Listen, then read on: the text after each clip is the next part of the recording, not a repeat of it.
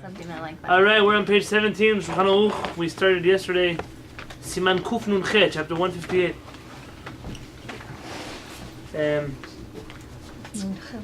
Let's read Halakha B'Ra in the middle of the page, on 17. What page is it? 17. 17. It was just about last night. We went through a very philosophical conversation here, technical details of halakha and how it works, and minhagim, and two things. One is not an apology, but there's something called ritcha deoraita.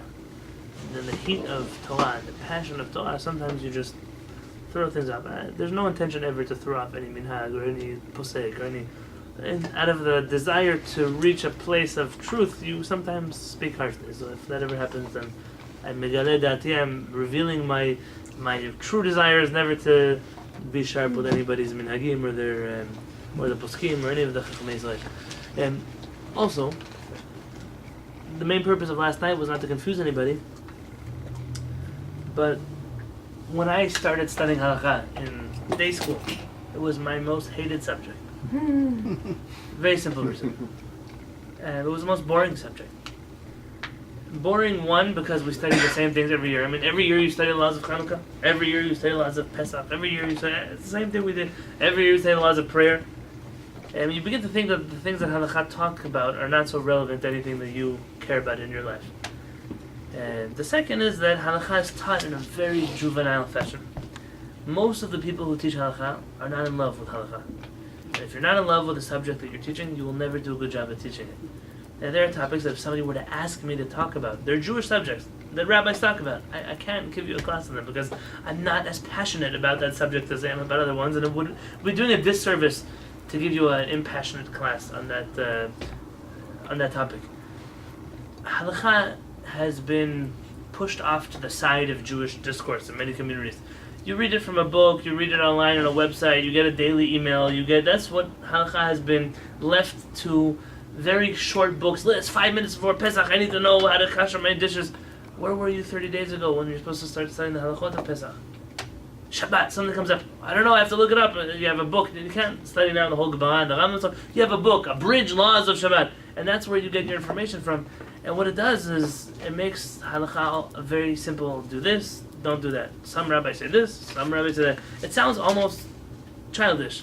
It has no depth. It's not as exciting as the Gemara is. It's not as deep as Kabbalah is. It's not as philosophical as Machshevet Israel would be. And so people just get bored from studying halakha. And then I started reading the Shelot Utshuvot. It was a self-discovery mode in my life. I was bored of studying Gemara, and I was sitting in the back of the yeshiva, and I saw like an abandoned bookcase. And there it had the letters of Rabbi Moshe Feinstein.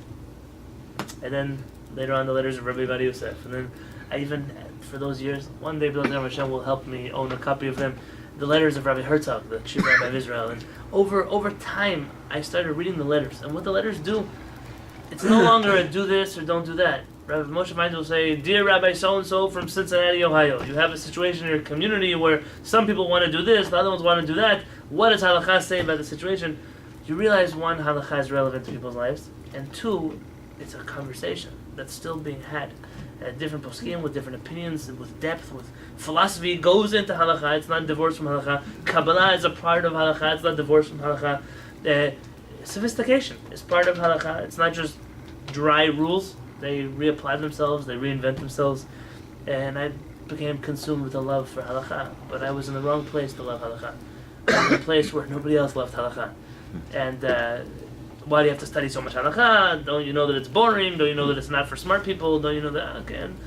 And then I went to Israel, and I met Rav Peretz, and that changed my whole life, because finally I found a man of halakha who was teaching halakha, who gave me a passion for halakha. And I learned then that you can't obviously study all of halakha the same way we did last night, or you would be studying your whole life, reading Torah, and you would never finish.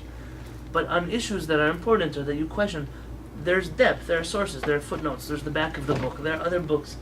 Just the commentaries on the Shulchan Aruch are thousands of commentaries on the Shulchan Aruch. Different opinions, different communities, different minhagim, and you go backwards in time, and all the precursors, the books that Maran looked at before he wrote the Shulchan Aruch. Where did Maran get his ideas from?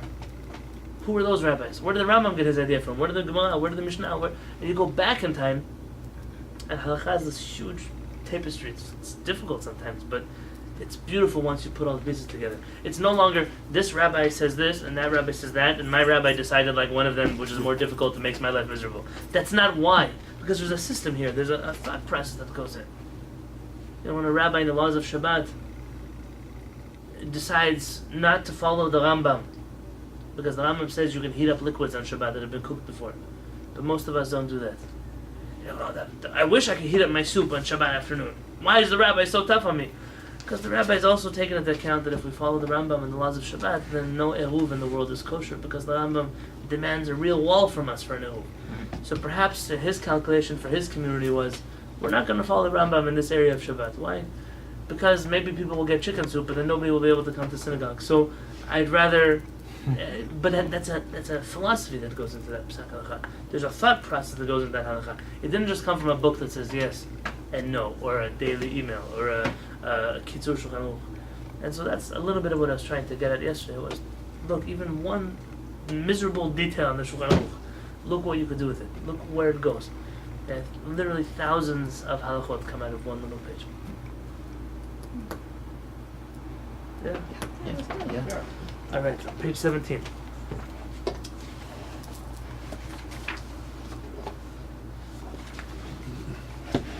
In the middle of the page, Hilchot netilat yadayim, the laws of washing your hands, l'suda, for a meal, ul davar, and for foods, shetibulo b'mashkeh, that have been dipped into liquids.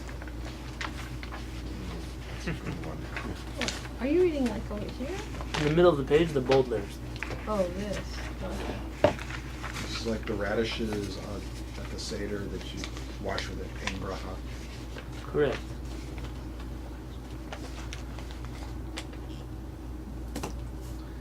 To understand that title, turn with me to page 28. We're getting a little ahead of ourselves, but I want you to understand what on earth he's talking about. The son of Rabbi Yonatan.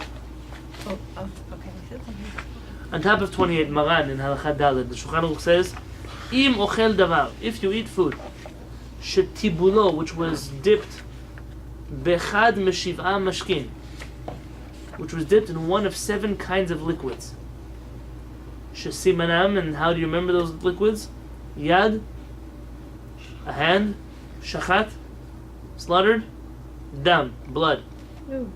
It's a gross thing, but that's how you remember that. It's what the word spells out, so you can remember it. Sounds like the plagues. What is Yad Shachat Dam?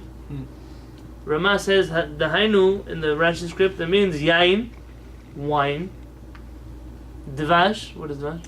Honey. Chalav, Milk. milk.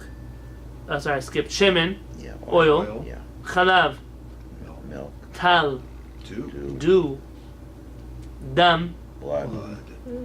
and mayim, Water. water. So if any kind of your food is dipped in any one of these liquids, Next time I come to your house, make sure you have the ox blood out for me. velo nitnagev, and it wasn't dry. Gets. And it wasn't dry? I mean, they didn't dry off those foods afterwards.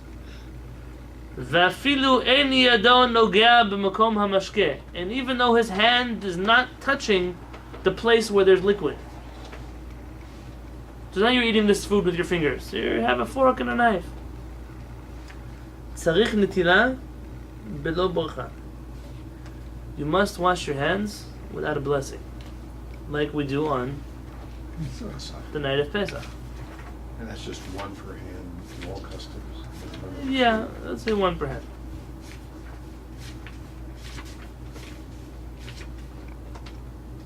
So if you dip food in wine, honey, milk, dew, blood, or water, Yeah. Oil. or oil, Oil. you have to wash your hands. That's the truth, because you're not supposed to eat. No. Right. Yeah, that's exactly what I was thinking. Yeah. Why would you dip them in There water? has to be a deeper meaning to this. You're not supposed to eat blood. That's what this is. Yeah.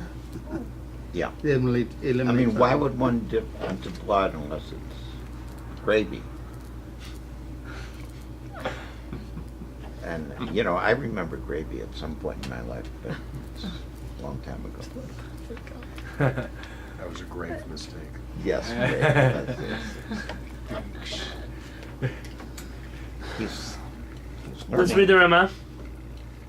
Va'afilu eino metabel, even if you only dip, rak rosh hayerek, only the head of the vegetable. I'm assuming that's supposed to say hapri, or the fruit. Afilu hachi yitol b'lo bracha. Even then you should wash without a blessing. Meaning you're not even immersing the whole thing in there, just a little bit of a dip into some kind of liquid. I want to understand, we're not going to talk about halakha today. It's not happening today because this is a long conversation. And don't go home and start changing everything that you do because you probably never seen anybody do this aside from Pesach. Understand the ramifications. What kind of things would you have to wash for? Let's talk about just vegetables. Ignore and fruits. Ignore other things. For bread. Right. Okay, bread we're washing Yeah. for. Oh, okay. But imagine, imagine Carrots. cookies and milk. Cookies. No, you That's- don't. Yeah. You have to get up and wash It's your dipped hands. into milk. Are you Uh-huh. holding the part that's in the liquid? No. No. Doesn't make a difference. According to this halakha, you would have to wash your hands for cookies and milk. What else? Tell me, you were mentioning radishes. Okay, a salad. Cereal. Yeah. Which of these ingredients you put in salad? Oil. Oil. Oil. Yeah. So now that your salad has oil in it, you have to Wash wash your hands before you eat your salad. What else? Oh, so this is done So- before you eat it, not after. So that means you cannot say a bracha on the salad if you put oil on it? Until you wash your hands, like you do on Pesach Like- night, because you you're say dipping at the the bottom. vegetable into the What? salt water, and that's one of the things so that you yeah. have to. That's why we wash Oh. our hands. Olives. Olives, pickles, anything from a can that's inside of a liquid. Think about Oh, 'cause this. it has to be water. Any Water fruit that too. you've washed in the sink but you didn't dry. Your apples, your peaches, your nectarines. Okay. Forget food. I'm not even talking about food. Just here, vegetables that you eat every day. Oranges. Do you wash see, so- oranges? Yeah. But the Well, but You no. take the skin off. No, Yeah, you I take know. the skin the off. skin off. Sometimes you wipe, No, I know. you do wash I it. take this. Oh, maybe you're talking about slicing an orange. Okay, interesting. Kumquats. Isai, you're asking something? Alright, What? so nowadays with all the dipping sauces, they contain some of these ingredients. You know, you have water, oil, then you have some ingredients that I can't mention from Dr. Rosenberg. So, I mean, what would be the case if it's mixed ingredients? Dr. My Rosenberg. Do you know Dr. Rosenberg? This is You could talk about blood if you. You bloody More can. along the lines of corn syrup. Who dips in corn syrup? Ketchup contains corn syrup. It also has water and Some ketchups don't, but that would be dipping ketchup is a good idea. so. This is that's a good question, and we're going to talk about the details of the Good halakha in a few example. days. What I'm trying to share with you is this is a major halakha. Like, think about all the times we don't wash our hands. Yeah, Yeah. Yeah. we do. yeah. And just think how often you dip. Correct. I mean, especially vegetables. You have celery. Sure. You have a stalk of celery. Sure. And it's in cold water. Wait a second. Why? What about chicken soup? Yeah. You have your celery inside of liquids. You're eating that celery. You have to wash your hands. Dinner would be like Yeah, right. No, it would be one. So obviously, it would count for all the dippings that you want. You dip. Yeah. Do you have to say a different Take it. bracha now that you've washed your hands Take it. after you eat the food? Is there a different bracha or is it the No, same? it would stay the same. Okay. That's a good question. Do you? But this halakha is huge. It's one of those things you go tell just any Jewish person you know. Did you know the Shulchan Aruch says that you have to wash your hands They in the laugh sink at you. before you eat salad? They laugh. You crazy? You got the wrong religion. So you misordered the book on Amazon. You should order it from Marlene. But it's I've been in houses where they asked me to do that. Oh, you really? very interesting. Okay, so My house in Florida, 35 years ago. But that was the last time. Oh, it's not. You mean to permissible. wash before you eat anything? I was going to eat an olive, and they said, well, you need to wash before you eat the olive. That's the only time I experienced it. we're going to talk about this halakha when we get there.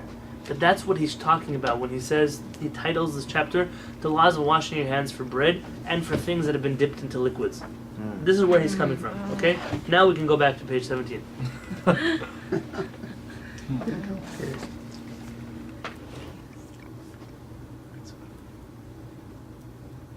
This volume of Shulchan Aruch called Orach Chaim, the first volume that Maran wrote, the most relevant section of Shulchan Aruch because these are things you do all the time and we never study. It's different than the more abstract laws of Shulchan Aruch that are not relevant for the most part. These are issues every page so far. Eating, working, praying, these are all issues we deal with on a day-to-day basis. So here he says on page 17. You see the Aleph on page 17? Not the top one, the bottom Aleph. I mean the middle Aleph. Tiknu Chachamim. Our rabbis made a takana. What is a takana? A decree, a rule. They established a rule. Decree. I mean, this is a rabbinic decree.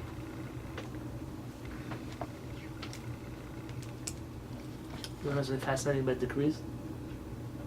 Oh, Hashem, I had a chance to sit in Yerushalayim. Remember I told you once that when I study in Yerushalayim, I can get things done there in an hour that I can't do in 2 months over here.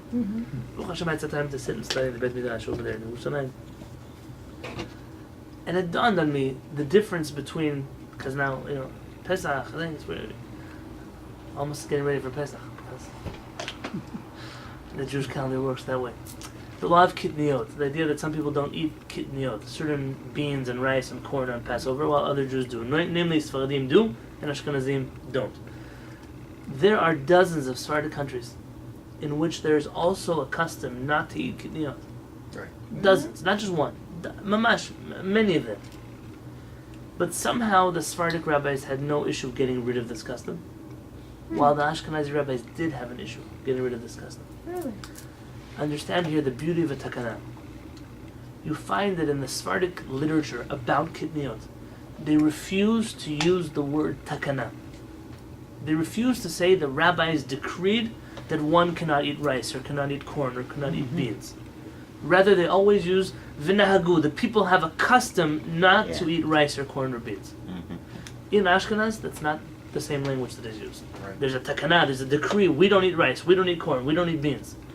Fast forward now 1,000 years later.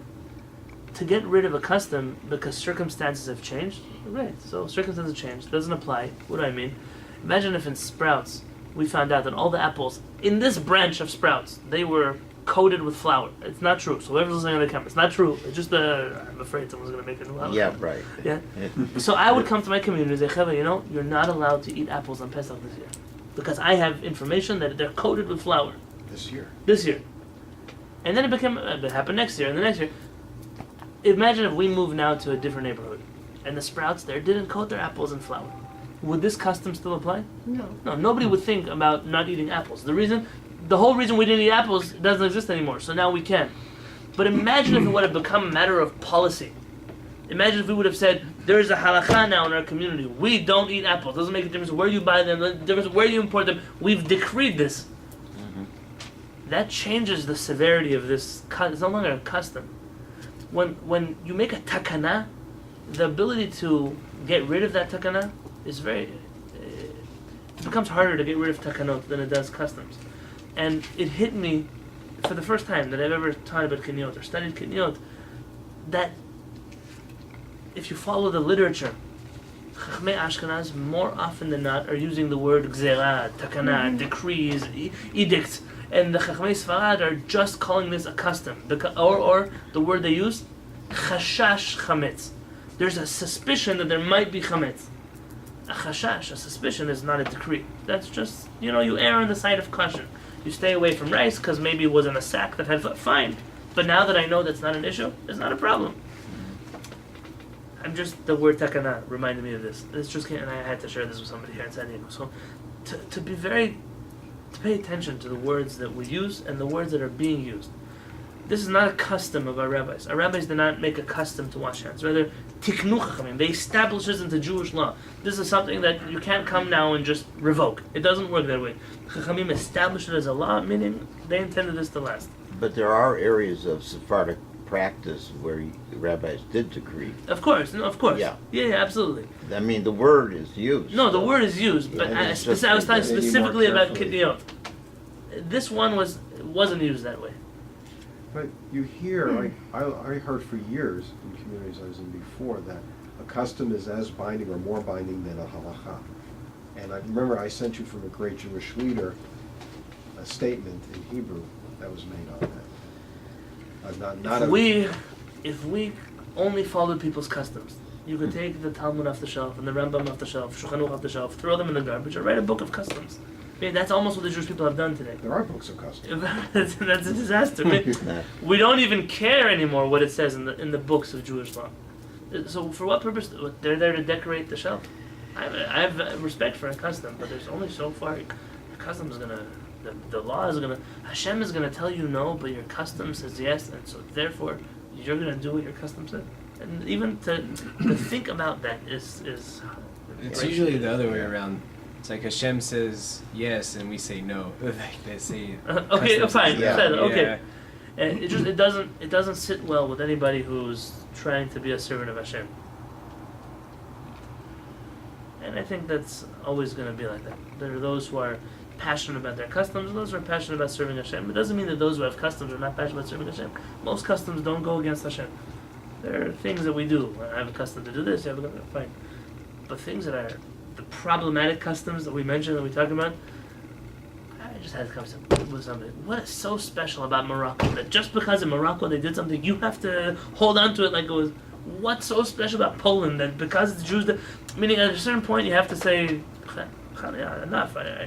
There's more to the puzzle than just where I come from. But this is already preaching to the choir. So, tiknu chachamim, our rabbis established, shehaochel seuda shel pat, shehaochel, it's someone who eats seuda, a meal shel pat, of bread. Shemevarchim aleha, that they bless on it birkat hamotzi lechem min haaretz. It's the kind of bread that you would make a hamotzi on. And we're not going to talk now about the kinds of bread that you wouldn't, just that there are breads you do and breads that you don't. Tzarich litol yadav kodem leken. You have to wash your hands beforehand. Now, our rabbis can't just come out of nowhere and make up a rule. I mean, why would they make up a rule of washing their hands? They have to have some kind of Torah source they're at least trying to base themselves on. But isn't this what we already know, that we wash for bread? No. The washing for bread originally was only done by the Kohanim in the temple when they ate the bread of the Bet HaMikdash. It's not bread. Bread is bread. Why do we say Yitzivana on the Tilat Oh. before bread? So that's a good question. Could you remember to ask me this question in a few minutes? Sure. When I'm going to tell you, I forgot to. That's a great question in general, but rabbinic blessings and how you say Hashem commands you to do something that only the rabbis command you. That's the question here. Veismichu Chazal, and our rabbis hismichu. What is hismichu? They latched on this mitzvah, this takana, this decree, takana tetat yadayim, ala pasuk, onto a verse in the Torah. Meaning, they're trying to find an allusion to their rabbinic mitzvah from a verse in the Torah. It's not a proof. It's not what the verse says. This is one of the 4 ways to study the Torah. This is a remez. Or a drash. It's an allusion to something. Vayikra, in the book of Vayikra, it says, "Vit kadishtem, vitem kedoshim," and you have, vit kadishtem, and you have become sanctified, and you shall be holy. V'darshu Chazal, our rabbis say, "Vihit kadishtem," you've become sanctified. Elu mayim rishonim. These are the first waters. What are first waters? Wash your hands. The ones you wash before the meal, meaning on Pot. bread. Yeah. On bread. Mayim rishonim is the water you wash on bread. First waters. Mayim acharonim, the last waters, is. Those are the Kedushim. After you. You get them the Kedushim. You should Very be good. holy. Mm. It's funny to me that we say Mayim acharonim, but we don't say Mayim rishonim. You say the last waters, but you're never talking about the first waters. And the middle waters, we mentioned this. On Shabbat in my class, I mentioned when halachot change. Yeah. Between fish and meat, people used to wash their hands. Really? Oh, yeah. Yeah. Really? Some people still do this. Okay, what can you do? V'darshu Chazal, the rabbi said, "V'tkadishtem elu mayim rishonim." These are the first waters. V'item kodeshim, and you should be holy. Elu mayim acharonim. That's referring to the last waters, before the grace after meal, before Birkat Hamazon. V'smichu od Chazal takanat hatedayim al pasuk, and they also latched on to another verse from Vayikra. V'chol asher yiga bo hazav, everything that the zav. What is a zav? Someone has a discharge. It's a man who has a discharge.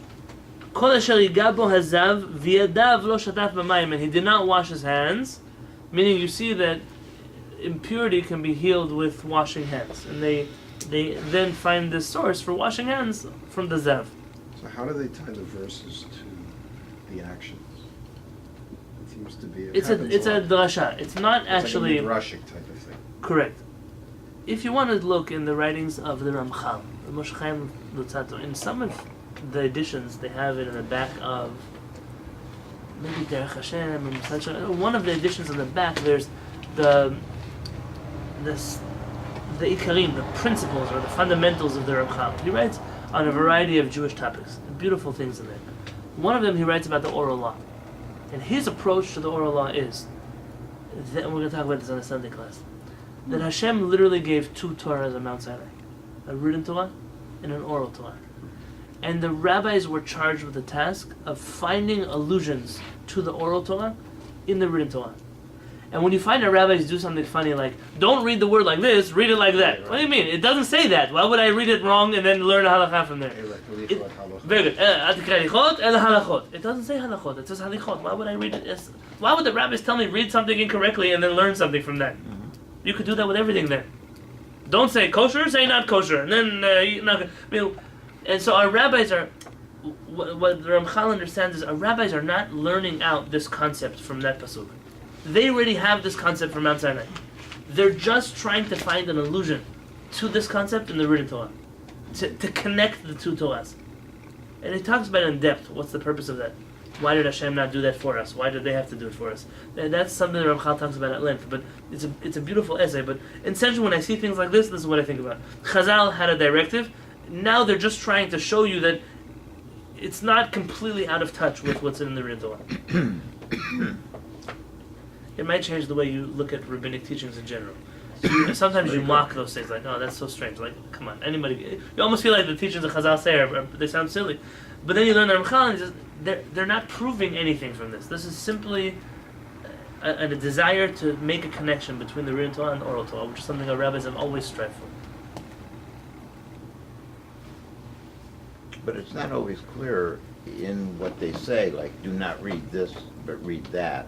It's How not they always even got clear there. what the connection is. Correct, you're right. Yeah. You're right. There have been many books that have tried to explain these things, and it's worth, especially the ones we read, like in prayers. Those are things that we should actually look into because we read them all the time and we say them all the time, so we should know them.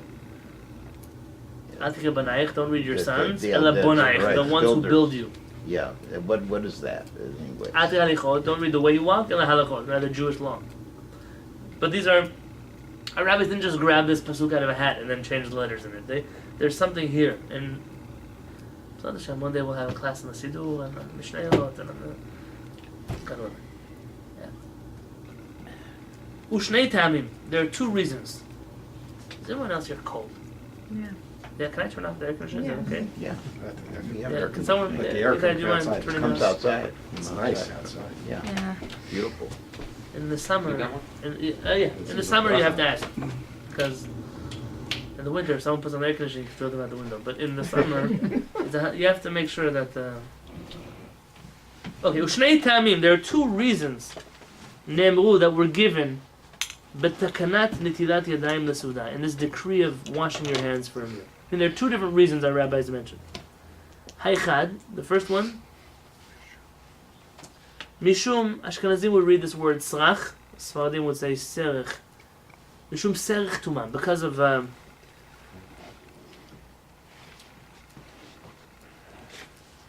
serich tumam is like remnants of impurity. It's not exactly that we're dealing with purity and impurity, but like this idea of impurity. Truma and purity. Truma is Isn't that an offering? Truma is the holy bread that you can't eat while you're impure. Oh, So that's serech right. Truma, because this is like a little bit of this concept of being pure while you eat bread in the temple. V'hainu, meaning shebizman shayu hakohanim, that in the days when the kohanim, the priests, ochlim tuma, they would eat their bread that was made for them. Hitzrichu otam chachamim, our rabbis required from them litol yidehem, to wash their hands kodem lekem, before that.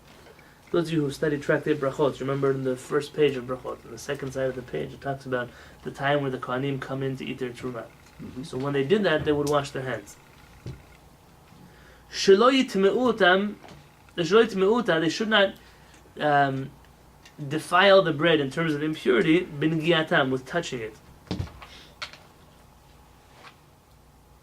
Listen to this.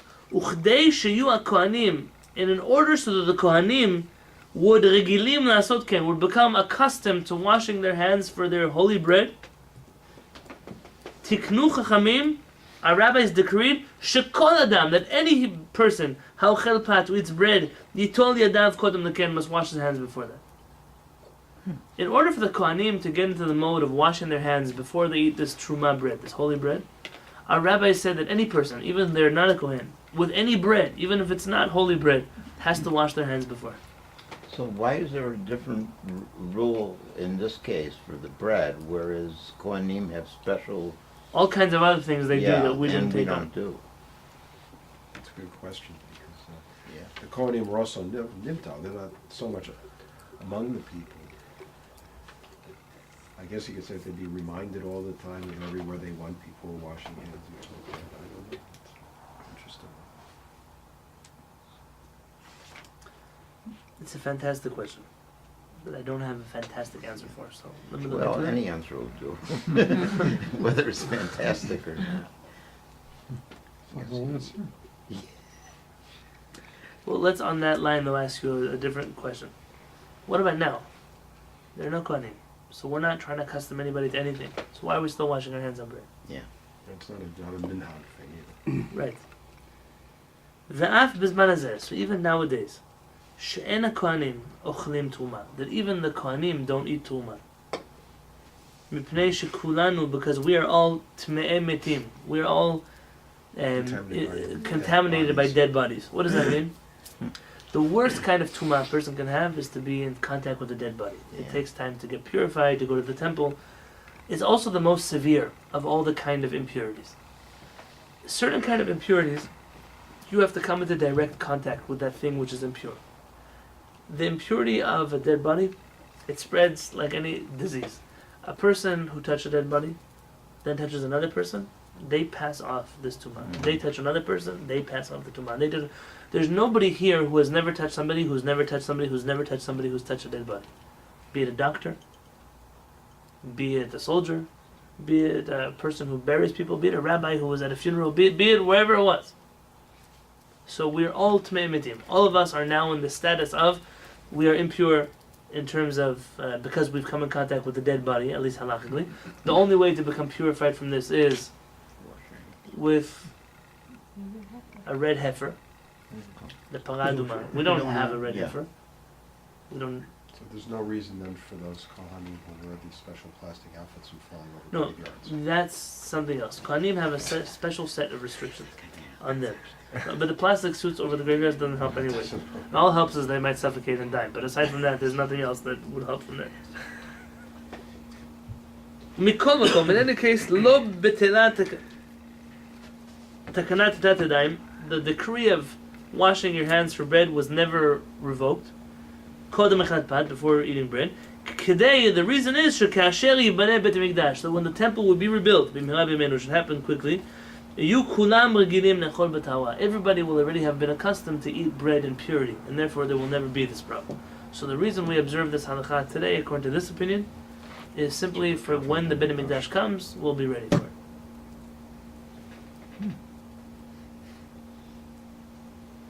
Was that ever the reason you were given for why you wash your hands for bread? No, never. What was the reason given? Well, the Was there salt. ever a reason given? No. Well, because it's a Salt. special kind of food, take 12 types of labor, and it shows how important it is. Yeah. And why you have special blessings. You've heard that before? Yeah. What does it have to do with washing your hands? I heard it was because of the salt could blind you. That's the washing hands at the That's end of the meal. after. That's salt of Sodom, Oh, right? after, oh. Yeah. Before. Yeah, I've already mentioned the Ramchal. The Ramchal is an introduction to Misnat Sharim. But those of you who don't study Ramchal, start studying Ramchal. That's my word of wisdom too. The Ramchal, in the introduction to Misnat Sharim, he writes, everything in my book is basic. Everything is like simple things that everybody should know. But it's not true, by the way. But he's being humble when he writes a sentence. But he simplifies very high concepts in a way that's very understandable. which That's is a very true. high thing. That's true. But I wouldn't then say that therefore they're basic, They're not right? simplistic at all. No. But- They're very profound. But he says because they're so basic, nobody ever thinks about them. And therefore everybody just does them out of routine without thinking about them. In this area of halakha, either the laws, like big complicated halachot, people know all the reasons about. It's the things we do every day that we never stop to think about. Tell me why making a tea bag in 3 cups of hot water is okay, but not in 2 cups of hot water. Why? Why can't I even bake a tea bag in water on Shabbat in the first place? Why do I need a string in order to carry my keys to the synagogue on Shabbat? Why do I wash my hands for bread? Why do you wash your hands for fruits? Why don't we wash our hands for fruits? Why do we only do it on Pesach? I mean, that's one of the 4 questions, no? Every night we don't wash our hands, and we never answer that question. I mean, the kid asked the question, we don't answer it. It's not in the Haggadah, but- There's an answer to it, it's not in the Haggadah. It's things that we do all the time. Why does our talit have stripes on it? Why are its feeling black?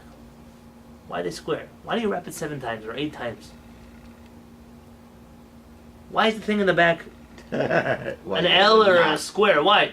All the things we do every day, nobody has answers for. Ask a person, what does Judaism have to say about the afterlife? You'll hear stories, and ask them what's going to happen when Mashiach comes. You'll hear wonderful parables and agadot, and ask them why they wash their hands for bread. Silence. And I'm not putting down anybody. This is exactly why we study halakha. This is what the Ramchal is saying. I need to remind people, says the Ramchal, because nobody thinks about the things we do all the time. We only think about the things we do every once in a while. That's what we're doing now. Let's see the second reason. The truth is, the second reason is a whole other concept. The second reason is 1 sentence here. V'atam hashani, the second reason, on top of page 18, l'takanat netilat yadayim, for the decree of washing your hands, hu kedei, it's an order, shiochal adam seudato, that a person should eat his meal, bin kiut, in cleanliness, ukdusha, and holiness. It's a little different than the first one. It has nothing to do with kohanim, it has to do with you, and your cleanliness, and your holiness. Well, you know, I've always heard the argument that they used to blame the Jews for magic during the bubonic plagues of Europe, the Black Plague, because the Jewish population didn't die nearly as much. We have an because they obligation to wash our hands in the morning before meals. We have to shower at least once a week, which was a big deal for most people back then. At least before Shabbat, a person has to shower. And people going to the mikveh all the time. Women, men. Listen, shower once a week to me is a dirty person, but I guess in that world, that was a very clean person. And so now that I can answer Zev's question. This is a fundamental question. Purim. We'll end with this today. Purim. There are mitzvot on Purim that we do? Purim is a biblical holiday or a rabbinic holiday? Rabbinic. What blessing do we make on reading the Megillah? Who commands us?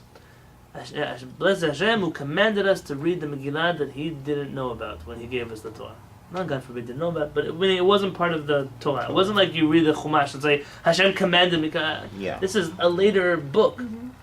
You light Chanukah candles. It's not even a story that's in the Torah. Hashem commanded me to light Chanukah. Yeah. Where? So as you, where did Hashem command you to light Chanukah candles? This is a question. Think about there's 7 rabbinic mitzvot, lighting Shabbat candles. All these things that we do that our rabbis told us, so we make a blessing. So you should make a blessing. Okay, whatever blessing you want, but don't say Hashem commanded you. The simplest answer to this question is that Hashem commanded us to listen to the judges and the leaders in every generation. That's what the Torah says. That if there's a matter that you don't know what to do. And you come to the judge or the Kohen, which is that day. What does it mean in that day? Rashi explains, even if he's not as great as the one from the previous days. Every generation has its own leaders, and even if they're not as great as Moshe Rabbeinu, they're still the greatest of this generation. You gotta take what you can get. And if they tell you to do right, you do right. If they tell you left, left. You're familiar with this halakha. Isn't there a different status? Because, for example, on Friday night when you say Kiddush, or I say Kiddush, we stand. For lunch on Shabbat, we sit. What's the difference? The difference is one is rabbinic, the lunch is a rabbinic Kiddush, and Friday night is a Torah, no? You don't hang out with hardcore Ashkenazim so much. No. Okay. Either with Hasidim or with I Sfaradim. know some stand for lunch too. Many Ashkenazim sit for Friday night Kiddush. They sit. That I haven't seen. Yeah. In yeshiva, they sat for Kiddush Friday night. So what's the But isn't reason there a for different standing? status? What's the reason for standing? The reason for standing, there's a number of reasons for standing. The one that sits well with me is we're providing That's test. a good one. We're providing It sits well. with Very you, good. yeah. That's well with me. Yeah, it's providing- outstanding. They say we're providing testimony on Friday nights. We're saying that Hashem created the world. That's what our kiddush is testifying to. And so when witnesses are in Bedin, they stand. So why don't you stand before Shabbat lunch? Because it's not the same kiddush. Yeah. When it comes to Asher Kedishanu, essentially we're saying Hashem commanded us to listen to the rabbis, and the rabbis commanded us this. It's an indirect command of Hashem. The Asher Kedishanu part is not going on the lighting of Hanukkah candles, but on going to the listening to our sages. But is there a different status on the mitzvah than there would be to a pure Torah Yes, mitzvah? of course. And The how do blessing we- doesn't change. Yeah, but how do we determine, I guess the Hallel, the Ligmor versus the Korah. is what Correct. it's- Well, there's the question of do we have the right to institute a blessing on something that wasn't by the Torah? The Rambam over there says things that our rabbis decreed, you can institute a blessing on. But customs that Jewish people have, you can't make blessings on. And he considers the Hallel of Rosh Chodesh as a custom. And therefore you cannot make a blessing on it. It's a custom from the times of the prophets. But because it wasn't instituted as law, the Rambam does not allow us to make a blessing on a half Hallel. The Ashkenazim disagree, as they did in North Africa. And therefore the custom was to make a blessing on the half Hallel, but a different blessing. And this is essential when you have in mind, when you make the blessings on rabbinic mitzvot, this is what you should have in mind. Asher Kedishanu, Hashem commanded us to listen to our rabbis, who they commanded us in turn to light Chanukah candles, to light Shabbat candles, and so on and so forth. That's what we do by washing our hands as well. Now there are some poskim that would, by hand washing, say that because our rabbis found sources from it in the Torah, even if they're Aggadic sources or drashot, that still might count as a quasi-biblical source, and therefore the Asher Kedishanu part might still apply. Yeah, we'll talk about that, God willing, next Monday.